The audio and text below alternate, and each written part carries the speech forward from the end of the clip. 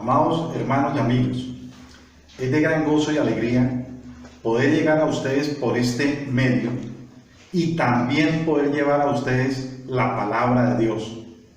Por lo tanto, les invito a que oremos y entreguemos esta predicación de este día en sus preciosas manos. Allá en sus casas les invito a que cierren sus ojos e inclinen su rostro en una actitud de reverencia a nuestro Padre Celestial. Oremos. Padre nuestro, hoy nos presentamos delante de ti como esos hijos que necesitan de tu guía y protección, y darte gracias por cuidar de nosotros y sustentarnos. Solo puedo decirte que no han sido nada sino solo a ti, que no han sido más sino tu santidad, que no han sido nada a no ser la unión con tu preciosa voluntad. Solo tú puedes dar a mi alma lo deseado. Mi alma anhela la comunión contigo, porque solo así puedo mortificar la corrupción que habita en mí, especialmente el orgullo espiritual. Dame más de tu semejanza. Dilata mi alma para sujetar la plenitud de la santidad. Hazme vivir para ti. Ayúdame a estar menos satisfecho con mis experiencias espirituales, y cuando me siento a gusto después de dulces comuniones contigo, enséñame que es muy poco lo que sé y hago. Permítame estar más cerca de ti y aspirar por la liberación del cuerpo de pecado, pues mi corazón está errante y sin vida, y mi alma se lamenta al pensar que alguna vez te pierda de vista. Envuelve mi vida en divino amor y manténgame siempre deseoso de ti, siempre humilde y resignado a tu preciosa y santa voluntad, más fijo en ti, porque quiero estar cada día más fijo en ti, en tu presencia, para que yo pueda estar capacitado para tu obra y el sufrimiento aún. En tus preciosas manos quedamos, en el glorioso nombre de tu Hijo Jesucristo. Amén y amén. Bueno, hermanos, hoy el Señor me ha permitido compartir esta hermosa predicación. Sé que va a ser de mucha enseñanza y reflexión para nuestras vidas. Por lo tanto, les invito a que tengan abiertas sus Biblias en Marcos 7, del 1 al 23. Hoy no vamos a alcanzar a predicar toda la sección, porque tiene mucha enseñanza y riqueza para nuestras vidas. Son dos puntos muy importantes, pero hoy solo trataremos uno. Pero el tema global nos mostrará claramente el choque entre dos religiones. La religión que enseñaban los fariseos y la religión que enseñaba el Señor Jesucristo. Un choque como sucede hoy en día en toda la tierra, entre la religión falsa que proviene de los hombres y la religión verdadera que proviene de Dios. Hoy solo vamos a alcanzar a ver el primer punto: la religión de origen humano, la religión falsa y sus principales características. Pero antes, acordémonos que en la predicación del domingo pasado, Jesús estaba en Genezaret junto con sus discípulos, que estaban en la cúspide de la fama por las sanidades, las liberaciones, los milagros que él hacía, y que sus discípulos lo habían hecho conocer a través de las mismas señales que hacían y la predicación del reino. También vimos que en su poder sobrenatural Jesucristo había dirigido la barca a Genesaret, ya que el propósito de sus discípulos era llegar a Capernaum. Estando Jesucristo en su trabajo que le mandó hacer su Padre, sucede la siguiente narración que vamos a ver en el día de hoy. Veamos entonces la religión falsa. Acompáñenme entonces a Marcos 7 del 1 al 5. Marcos 7 del 1 al 5 nos dice: se juntaron a Jesús los fariseos y algunos de los escribas que habían venido de Jerusalén, los cuales, viendo a algunos de los discípulos de Jesús comer pan con manos inmundas, esto es, no lavadas, los condenaban, porque los fariseos y todos los judíos, aferrándose a la tradición de los ancianos, si muchas veces no se lavan las manos, no comen, y volviendo de la plaza, si no se lavan, no comen, y otras muchas cosas hay que tomar para guardar, como los lavamientos de los vasos de beber y de los jarros, y de los utensilios de metal y de los lechos.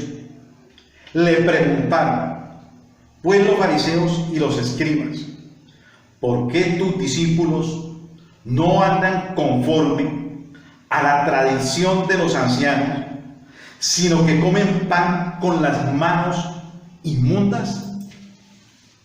Entonces, hablemos primeramente de los fariseos y los escribas. Miremos los fariseos y permítame hablar de otro grupo que eran los saduceos, porque los vamos a encontrar más adelante en acción. Los evangelios se refieren con frecuencia a estos dos grupos, porque Jesús entraba en constante conflicto con ellos. Los saduceos y los fariseos componían la clase gobernante de los judíos en Israel. Hay muchas similitudes entre estos dos grupos, pero también hay grandes diferencias entre ellos. Todos los fariseos, como los saduceos, eran sectas religiosas dentro del judaísmo. Durante el tiempo de Cristo, ambos grupos honraron a Moisés y a la ley, y ambos tenían poder político en el Sanedrín, o sea, la Corte Suprema, que estaba compuesta por 70 miembros del antiguo Israel. Tenían miembros tanto de los saduceos como de los fariseos. Eran religiosos con poder en la política.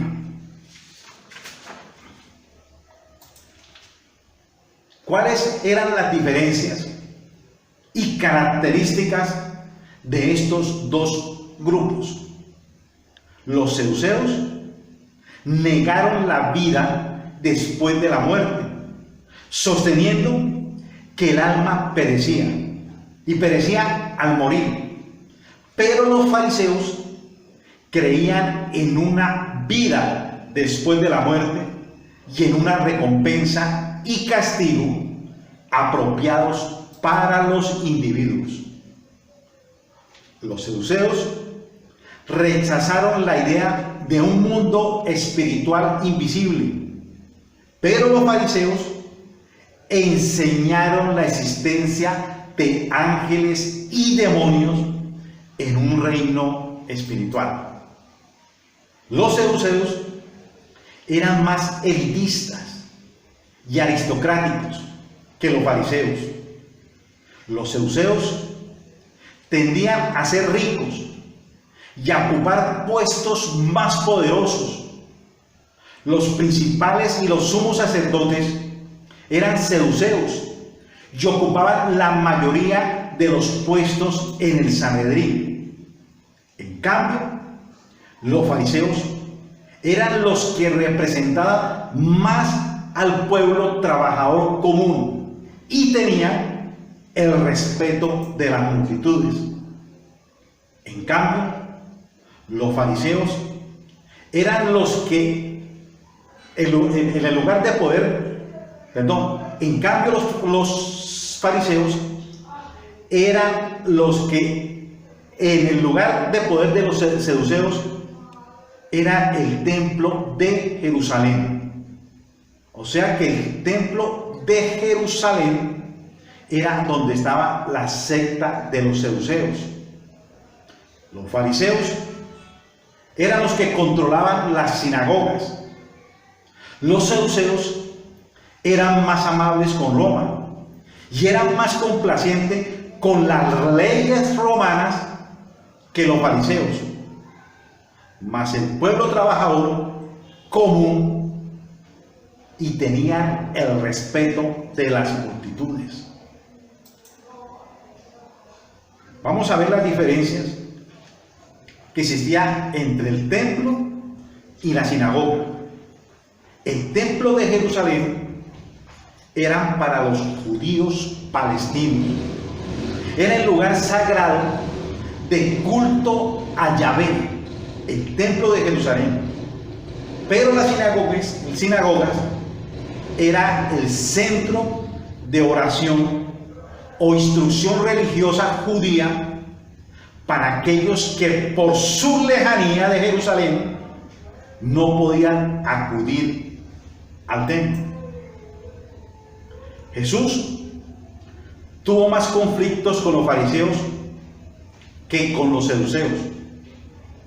Vemos lo que Jesús le dice a los fariseos: pues ustedes pasan por alto la ley de Dios y la reemplazan con su propia tradición. Eso fue lo que le dijo Jesús a los fariseos. Debido a que los saduceos a menudo estaban más preocupados por la política que la religión, ignoraron a Jesús hasta que ellos comenzaron a temer que Jesús pudiera atraer atención romana no deseada y alterar la situación de ese momento. Entonces fue en ese momento cuando los saduceos y fariseos dejaron de lado sus diferencias y se unieron y conspiraron para matar a Jesucristo. Este es un breve resumen de lo que eran los fariseos, pero pudiéramos hablar fácilmente todo un día de las costumbres de ellos. Miremos ahora los escribas. Es el grupo que se narra en estos versículos. Los escribas en el antiguo Israel eran hombres sabios, cuyo trabajo era estudiar la ley, transcribirla y escribir comentarios de la misma. Hay un ejemplo en la Biblia que era Esdras. Dice la Biblia de él que era un escriba diligente en la ley de Moisés. Lo dice Esdras 7:6.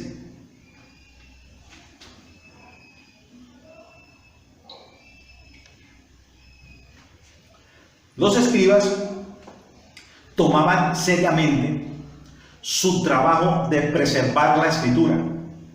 Copiaban y volvían a copiar la Biblia meticulosamente e incluso contaban las letras y espacios para asegurarse de que cada copia fuera correcta.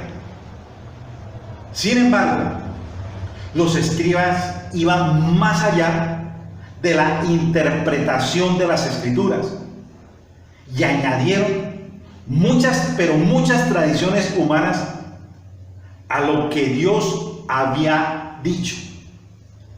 Ellos se convirtieron en profesionales en explicar la letra de la ley, pero el problema era que ellos ignoraban el espíritu detrás de las escrituras.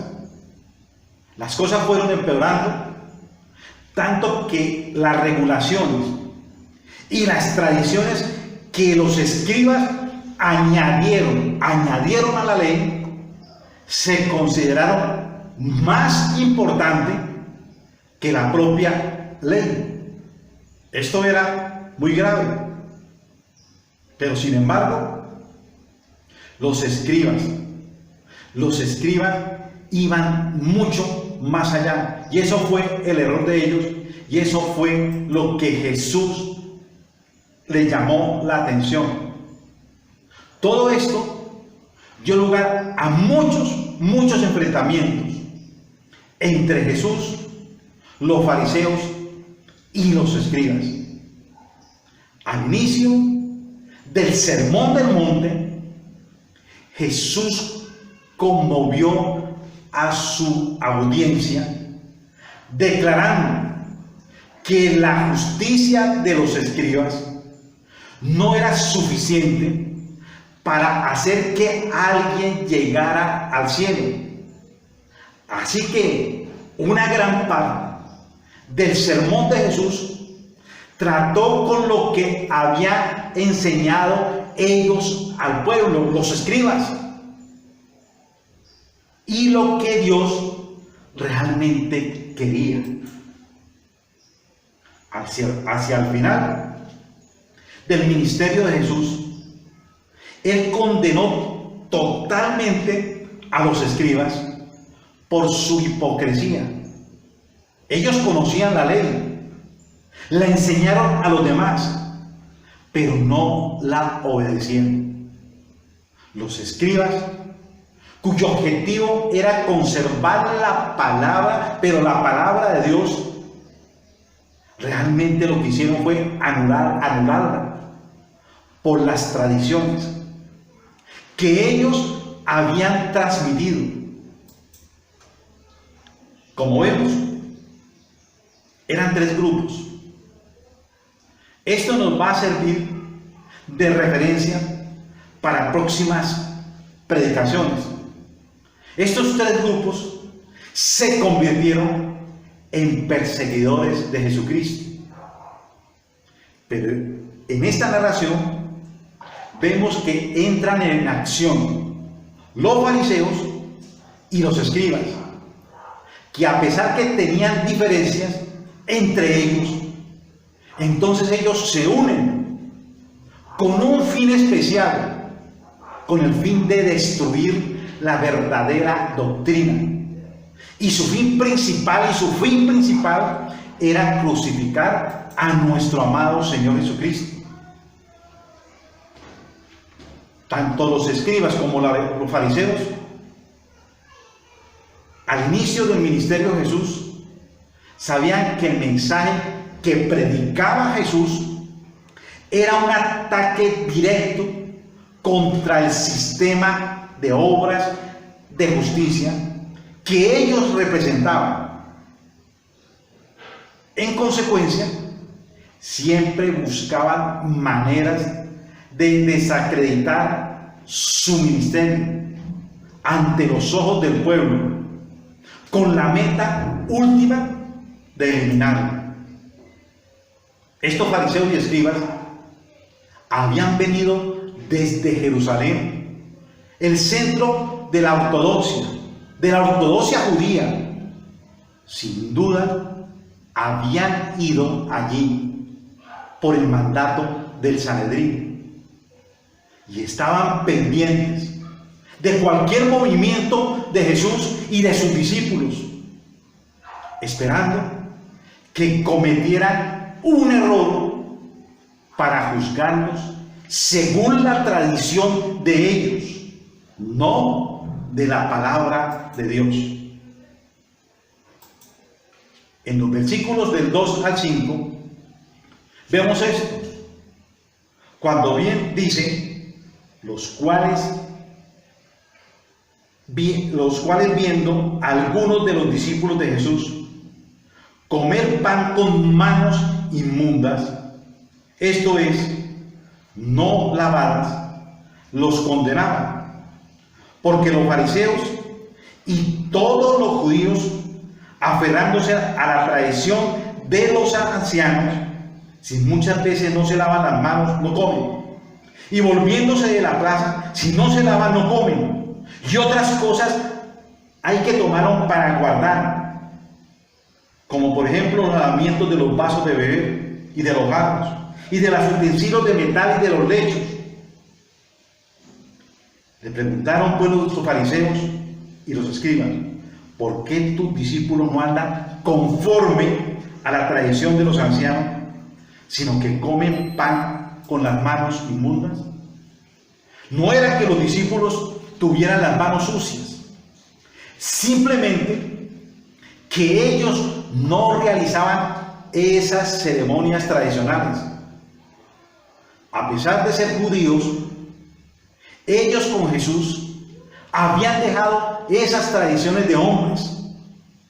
Jesús una vez les dijo a los fariseos que estaban equivocados al pensar que serían aceptables a Dios solo porque estaban limpios por fuera.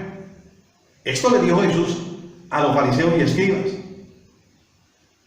La ley mosaica prescribe lavamientos ceremoniales, pero era solamente para los sacerdotes. Si nosotros vamos a Levíticos 22, del 4 al 6, dice lo siguiente: cualquier varón de la descendencia de Aarón, la descendencia de Aarón era la descendencia sacerdotal, y decían, cualquier de estos que fuere leproso o padeciere flujo, no comerá de las cosas sagradas hasta que esté limpio. El que tocare cualquier cosa de cadáveres, o el varón que hubiere tenido derramamiento de semen, o el varón que hubiera tocado cualquier reptil por el cual será inmundo, u hombre por el cual venga a ser inmundo, conforme a cualquiera inmundicia suya, la persona que lo tocare será inmunda hasta la noche, y no comerá de las cosas sagradas antes que haya lavado su cuerpo con agua. Entonces, la persona que había transgredido esta ley entre los sacerdotes, cualquiera que pudiera tocar, tener contacto con ellos, se convertía en inmunda. Ellos, los fariseos, habían tomado la parte que cualquiera que tocare a esa persona inmunda se convertiría en inmunda, y lo aplicaban a que cualquiera que después de estar afuera tenía contacto con un samaritano o un gentil, se convertían en inmundos. ¿Por qué? Porque para ellos los samaritanos y los gentiles eran inmundos. Esto no era lo que decían las verdaderas escrituras. Estas cosas eran tradiciones de ancianos, enseñanzas de los ancianos rabínicos.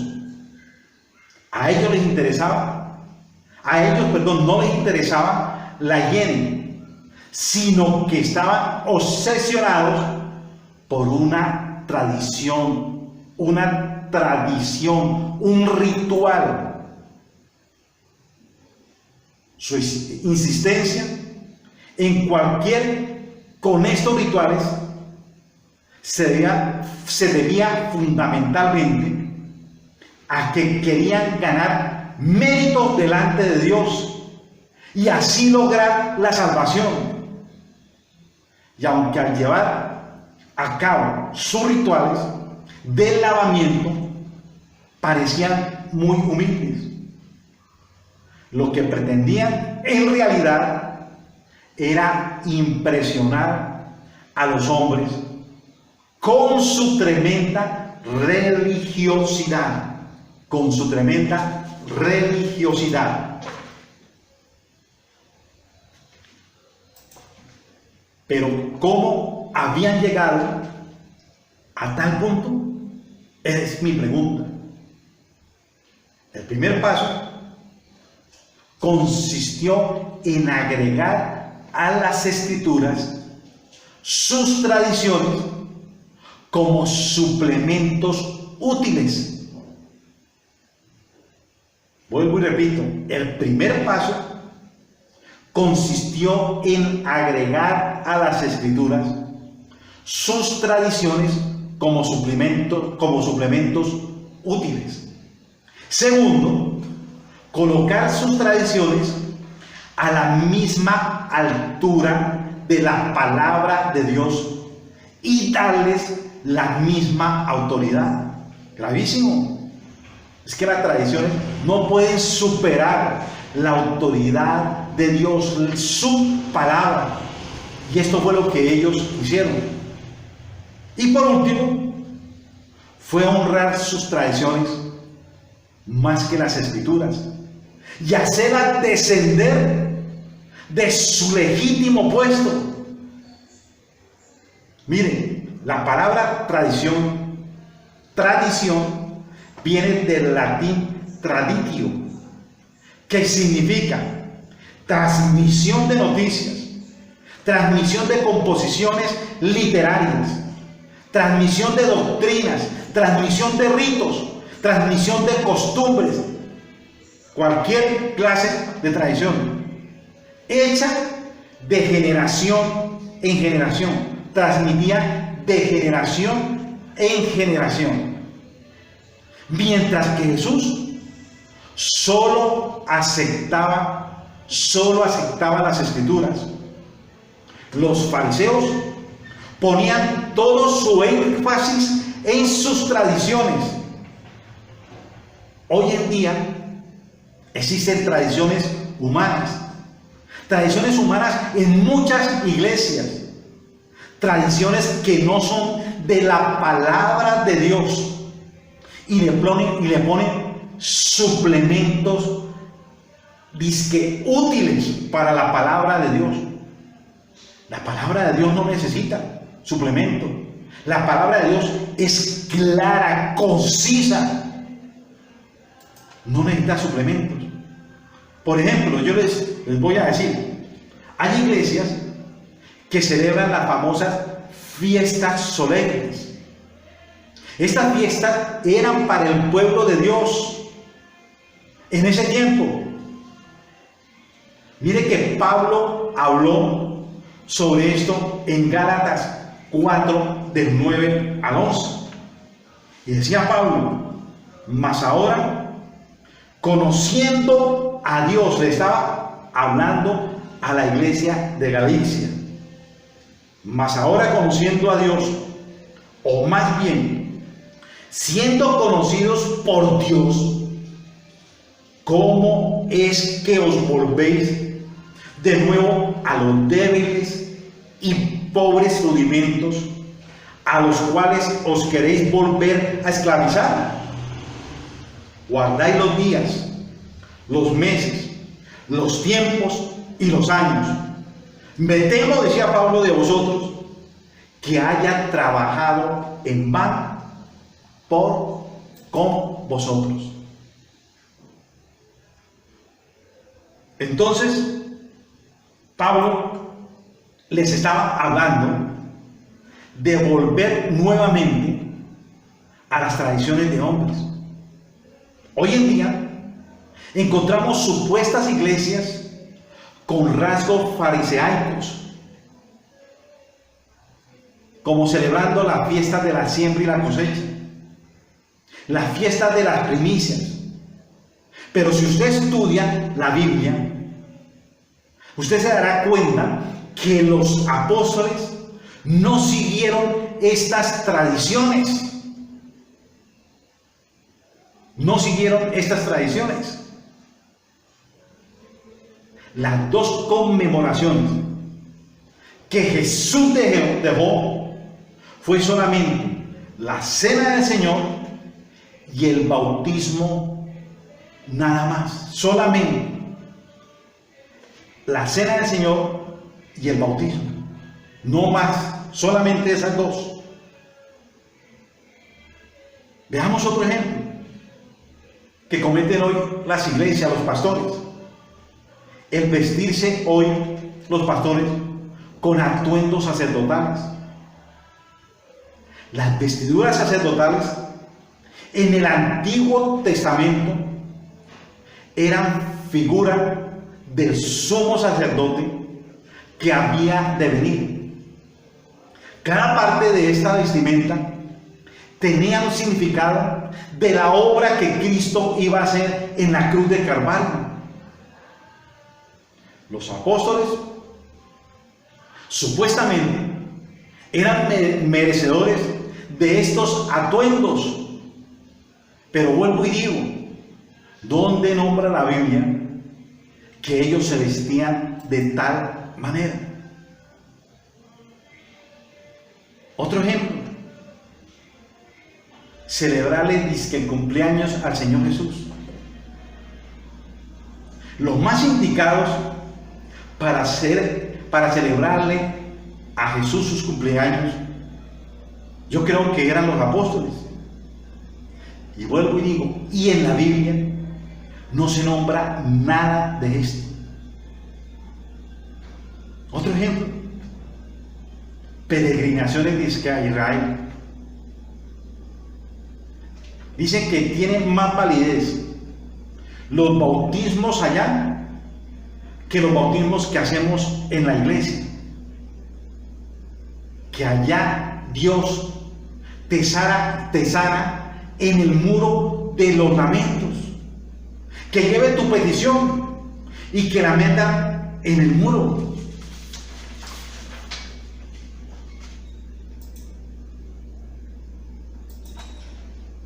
Cuando realmente el verdadero templo es el Señor Jesucristo. Jesucristo mismo lo expresó: uno mayor que este templo, señalando el templo que había sido destruido, el arquitectónico. Dice, está aquí, y ese soy yo, y ese soy yo.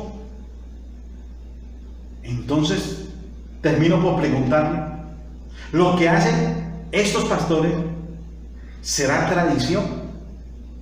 ¿Será ganancia? ¿O serán ambas cosas?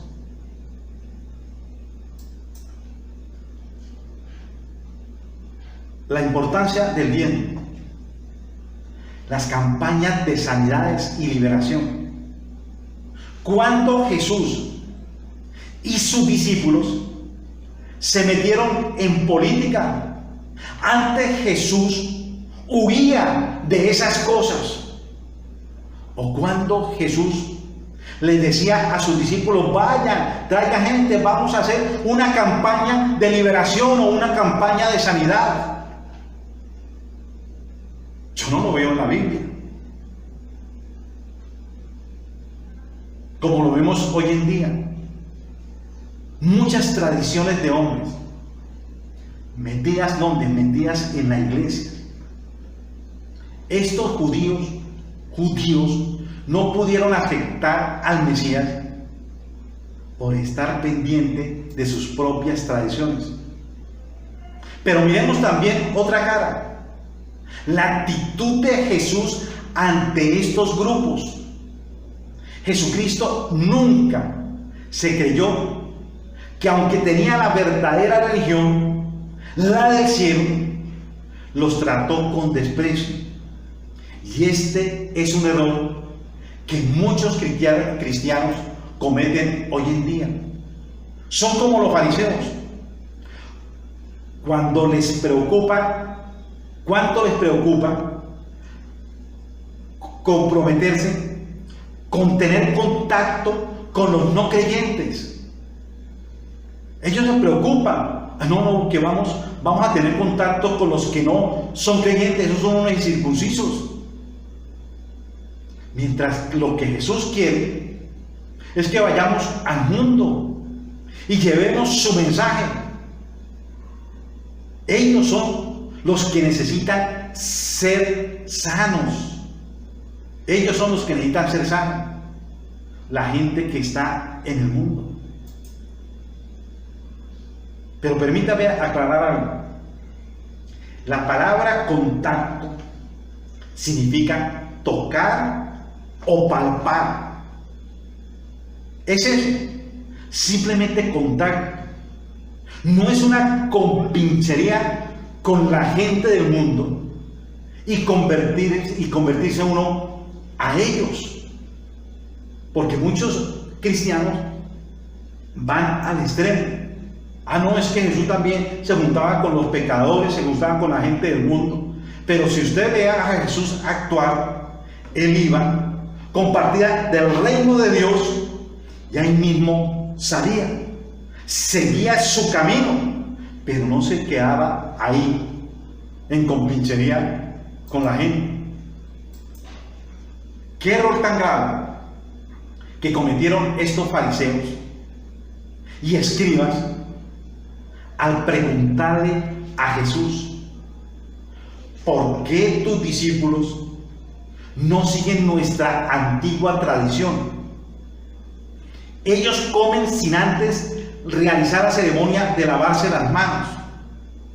Fue lo que le preguntaron los fariseos y escribas a Jesús.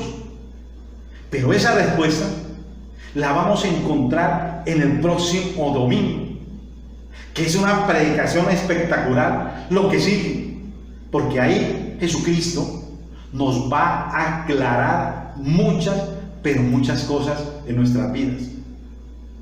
Pero veamos entonces las aplicaciones de este espectacular tema.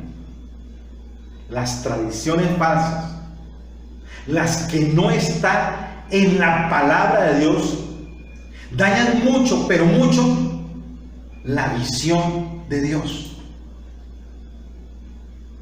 Muchos de nosotros venimos de tradiciones católicas, otros de tradiciones de iglesias falsas. Muchos duramos muchos años allá y hay todavía luchas en nuestro interior que no nos permiten ser libres y ver la gloria de Dios en nuestras vidas. Todavía vemos muchos cristianos persignarse. Aún en nuestras oraciones visualizamos dizque a Cristo crucificado allá en la cruz.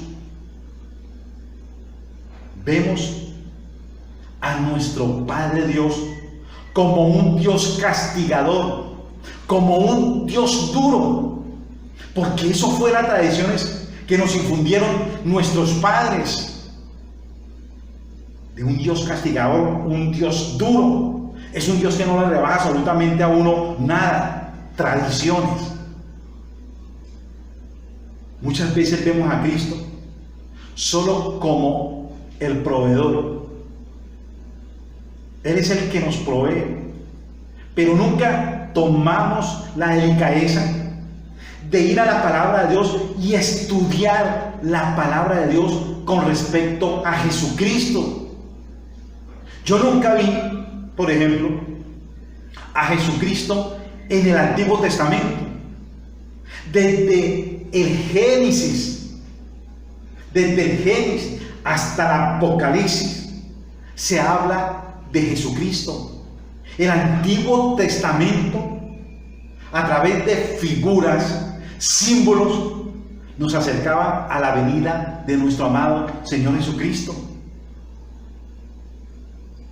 Muchas veces vamos a la iglesia porque nos toca ir y venimos sin alegría, venimos sin gozo. No anhelamos el día del Señor, que para nosotros sea una pasión, un gozo, una alegría de venir al día del Señor, a estar con Él.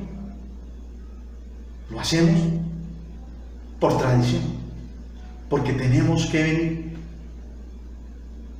Si diezmamos o ofrendamos, lo hacemos esperando que Dios nos multiplique las ofrendas y los diezmos. Es como comprándole a Dios las bendiciones. Dios no necesita plata. Dios es el dueño del oro y de la plata. Él no necesita nada de eso. Nosotros lo que tenemos que hacer es venir con una alegría, con un gozo, y hacer lo que nos manda hacer, diezmar con alegría, ofrendar, para poder sostener la iglesia del Señor, porque a Él es el que pertenece. Y qué alegría es invertir en la iglesia del Señor, para el sostenimiento de la iglesia, de pagar los servicios, de pagar, de sustentar al pastor.